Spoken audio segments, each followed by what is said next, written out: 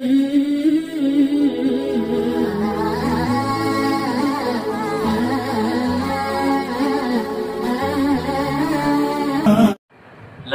ونصلي ونسلم على رسوله الكريم اما بعد فاعوذ بالله من الشيطان الرجيم بسم الله الرحمن الرحيم ومن الناس من يقول آمنا بالله وباليوم الآخر وما هم بمؤمنين صدق اللہ العظیم۔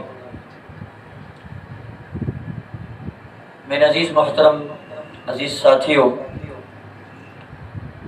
درس تفسیر جو ہمارا جاری و ساری ہے، آج میں آپ حضرات کے سامنے سورۃ بقرہ آیت نمبر 8 کی تفسیر اور ترجمہ مختصر آپ کے سامنے پیش کرنا چاہتا ہوں۔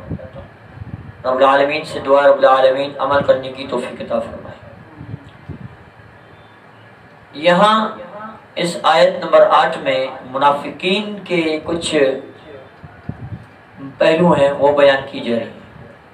فرمائے کہ وَمِنَ النَّاسِ مَن يَقُولُ آمَنَّا، اللہ رب العزت فرماتے میرے محبوب صلی اللہ علیہ وسلم آپ کی مجلس میں کچھ ایسے لوگ ہیں جو خود کو کہتے ہیں کہ ہم ایماندار ہیں، ایمان لائے ہیں، اصل میں وہ ایمان والے نہیں ہوتے۔ مَن يَقُولُ کہتے ہیں کہ ہم نے ایمان لایا باللہ اللہ تعالیٰ پر، وبالیوم الآخر اور قیامت کے دن پر بھی، آخرت پہ بھی ایمان لاتے ہیں۔ فرمایا کہ وما هم بمؤمنین، وہ مومن نہیں ہوتے۔ اور کون لوگ ہوتے ہیں؟ دراصل وہ منافق ہوتے ہیں۔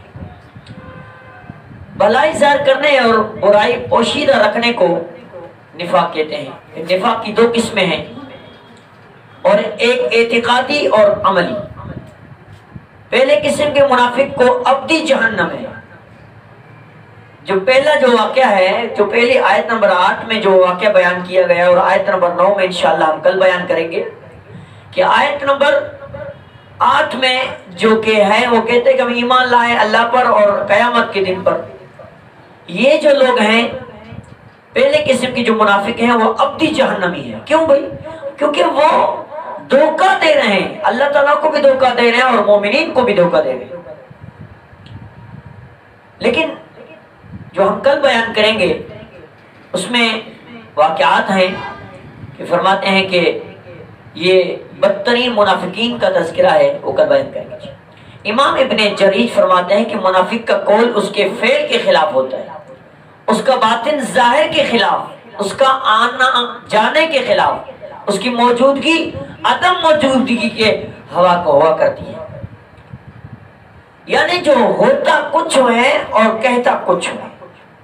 رسول اللہ صلی اللہ علیہ وسلم نے منافقین کے لیے ایک حدیث بیان کرتا ہوں، پھر ہم اس درس کے مختصر درس کو ختم کرتے ہیں، کہ فرمایا کہ آیت المنافق ثلاث، حضور نے فرمایا کہ منافق کی پہچان یہ ہے کہ آیت المنافق ثلاث، کہ منافق کی 3 نشانیاں ہیں۔ اذا حدث کذب، جب بھی بولے گا تو جھوٹ بولے گا، واذا وعد خلف، جب وعدہ کرے گا وعدہ خلافی کرے گا، واذا اؤتمن خان، اور جب امانت دی جائے گی تو وہ امانت میں خیانت کرے گا۔ یہ منافقوں کی صفتیں ہیں۔ رب العالمین ہم سب کو منافقین سے بچائے اور منافقین جیسے حربوں سے بچائے۔ وآخر دعوانا الحمدللہ۔